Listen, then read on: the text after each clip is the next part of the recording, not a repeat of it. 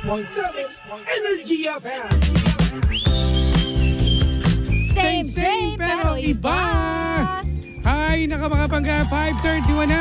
Kamusta naman ang inyong buhay-buhay ngayong araw? Hello naman sa costume namin ngayon. Kaya nagpalit na. Si Sheena hindi na nagpalit kasi nung oras na rin naman. Kaya nga okay na to. Okay na yan. Basta marami kayong aabangan mga pangga sa ating official Facebook page, Energy FM 106.7 at sa YouTube channel natin. Yes, abangan ninyo ang aming mga kaganapan. Napakakulit yan. Kakaiba yan. Abangan. Anyways, at hello po mga pangga, live na tayo sa ating official Facebook page. Pwede nyo nang i-share yan sa ating mga Facebook. Yung mga pangga natin dyan, Timbahay. Pwede nyo kami puntahan sa ating Facebook page, Energy FM 106.7. At nako, Webes, kamusta naman ang sahod? Kamusta Meron na ba? sahod na nakuha ninyo? Uy, hello naman sa mga sumahod dyan. Congratulations. Kamusta naman? Kayo na talaga nga. Sana all. Sana all. At bukas, alamin ulit namin yan kung kamusta at saan napunta ang inyong sahod, ha? Ganun ba? Ay nako pero eto Jim. Mag-share muna kayo yung mga hindi pa po nakakapag-share. Ayan, okay. Welcome back. Ayan, hello po. At live na tayo. Nandito na sila. Ready na ba kayo para sa ating story time? Okay. Are you ready? Pasok na, partner. Let's go! Eto na nga. Kumapit ka, Jim, na mga 45 times. Ay. Ang babaw lang netong pag-uusapan natin ngayon, no? Yung drama natin. Sige. Dahil, eto na naman, magkapatid. Oh. Ngayon, ang problema nila, yung issue nila nung bata sila, sa tuwing nagkakaroon ng reunion or kahit anong pagsasama-sama, lagi raw ibinabalik. At alam mo kung ano yung pangyayaring yun. Ano? Pasintabi ko sa mga kumakain, Pero eto raw yung pangyayari kung saan naghagisan sila ng maduming bagay. Nagaling sa tao. Oo. Naghagisan sila. Ngayon, etong kwentong ito matagal na raw pong nananatili sa kanila lamang. Sekreto. Ang nangyari, simula nung nagkaroon ng jowa yung isa, laging binabalik kung ano yung nangyari. Diyos ko po, nung pagkabata pa yan ngayon, anong edad na sila? So ngayon nagkakapikunan, kaya naiinis siya. Sabi niya, dapat niya bang kumprontahin yung kapatid niya? Or baka sabihin kasi ang babaw, pero para sa kanya, sobrang big deal. Siyempre, sabihin ba naman doon sa... magkapatid, kunwari tayo. Nagtapunan tayo. Yung mga laro-laro ng mga makukulitang kabataan. Yes. Ngayon, may mga jowa na sa tuwing nagkakaroon ng reunion, laging binabanggit yung nangyaring yun. Uy, naalala ko nung bata ka. Di ba, umensyas ka, pasintabi sa kumakain. Ang dugyot mo, gano'n. Nagdugyutan tayo.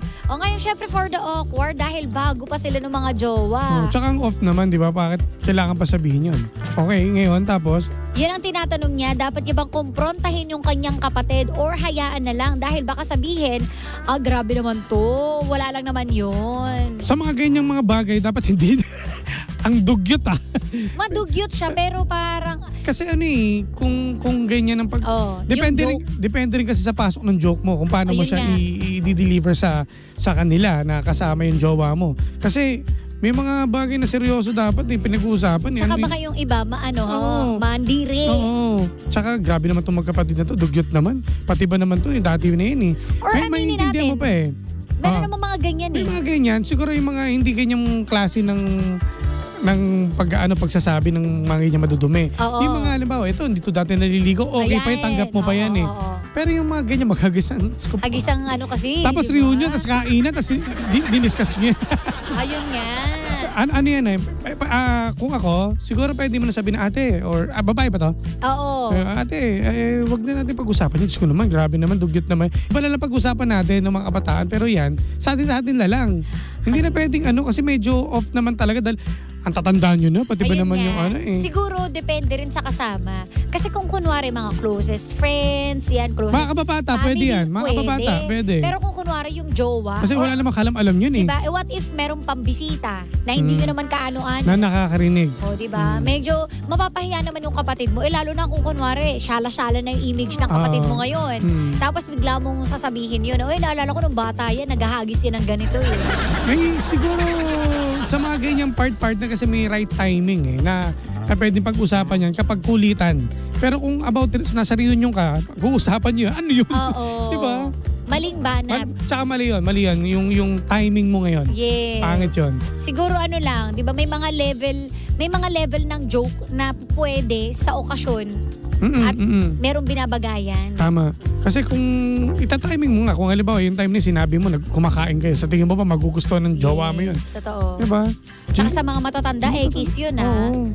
Yung mga kakulitan lang nung kabataan, pwede pag-usapan. Pero yung mga ganyan, humanap ka ng timing. Kung halimbawa, dugyutan ng usapan. Kasi di ba, di naman nawawala yan eh. Oo. Yung mga dugyutan ng usapan, labasan ng mga baho nung araw, nung kabataan. Pwede yan. Pero pag sa mga ganitong okasyon, bad timing. Kiss. Okay, Yes, so feeling ko, normal lang naman yung nararamdaman mo na na-off ka. Na-off ka talaga. Diba? At okay lang din. Para sa akin, okay lang na sabihin mo sa kapatid mo.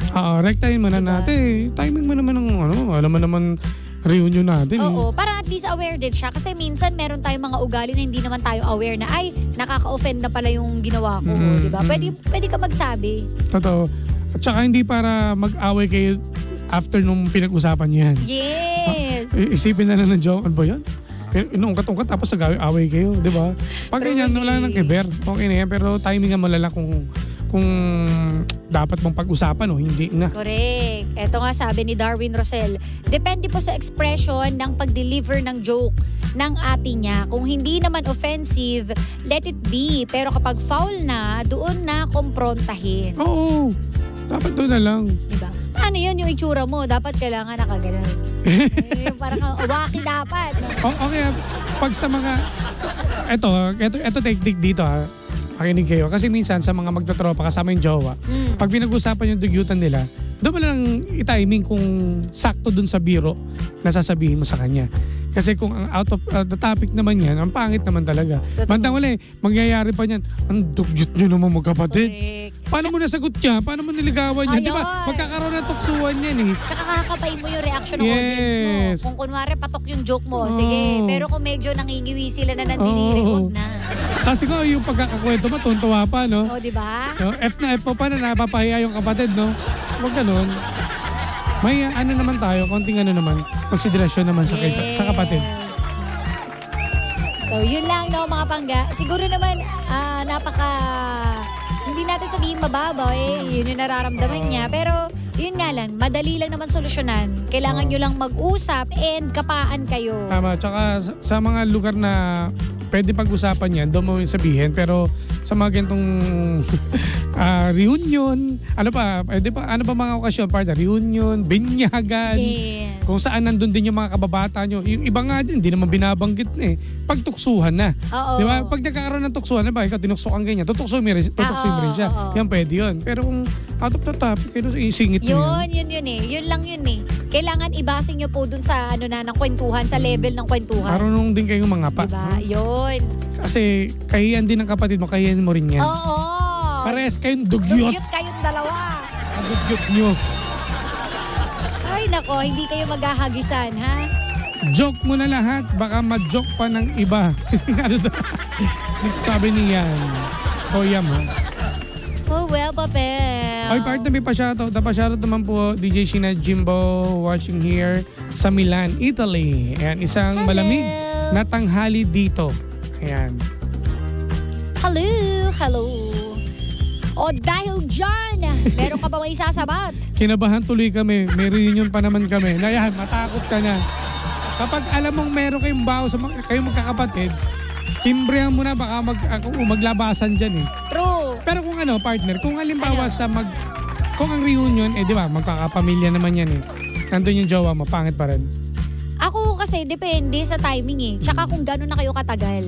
Kung kunwari, matagal naman na kami, okay lang. Kasi pero, malamang nakwento mo na rin naman sa kanya yun. Pero kung bago pa lang, mga isang buwan pa lang parang kayo. medyo off yun. Ew, diri pala to. Diba? Or depende dun sa tao. Paano kung yung kasama ko medyo konserbatibo, diba? Hindi rin natin alamin din dapat pag sa ganyan may mga kapatid, no, na may mga ganyang kulitan. Alamin nyo din yung partner na kapatid nyo. Kung conservative, or kuwela siya, open sa lahat, ganun. Iayos lang natin, di ba? Pag open siya, di go. Truly. At least alam mo naman sa sarili mo na yung jowa ng kapatid mo okay naman sa lahat. Oo. Tsaka importante kasi dyan, magkapatid naman kayo. So pwede kayo mag-usap anytime. Di ba? No filter, gano'n. The next time na kung ano meron kayong gathering, edi masasabihan mo na siya. Yes. Alright. Yan na nga. Natapos na naman ang ating drama at panibagong drama na naman ang hindi natin nasolusyonan pero ating napag-usapan. Dahil itong kadramang ito ay kadugyutan pero nangyayari sa lahat. Kaya masasabi ng Gypsy dyan ay, anong drama mo? Kung may mga drama kang ganyan, pwede mo sa aming i-share yan. Mag-comment ka lang or mag-message ka sa Sheena1067. At sa akin pa DJ Jimbo. Yan. At may mga sumagot kung ako yan, itatawid ko yung joke na yan, Char. O itawid nyo yung mga joke ninyo at sendan nyo kami ng message. Tama. Isend nyo kami para bukas kung ano mong pag-usapan natin, ang tabayanan nyo yan. Correct, dahil susunod na The Monarch of Philippine Radio. Walang iba kundi si Kuya Chico! Kaya walang maglilipat mga pangga, okay? At syempre mga pangga, palambing kami I-like at i-share nyo ang aming official Facebook page sa akin po DJ Jimbo. Yes, at sa akin naman Sheena1067. Yung TikTok natin sa akin po at DJ Jimbo 1067. Yan. Kaya naman, tutok lang mga pangga. Kami po'y magpapaalam na nakasabat na kapiling ninyo nag-iisang pabebot na si Sheena. At ang inyong Jimbolicious DJ na si Jimbo. Dito lang yan sa programang Anong Drama Mo? No number 106.7 Energy FM. Panggawang sabihing radyo, sabihin mo!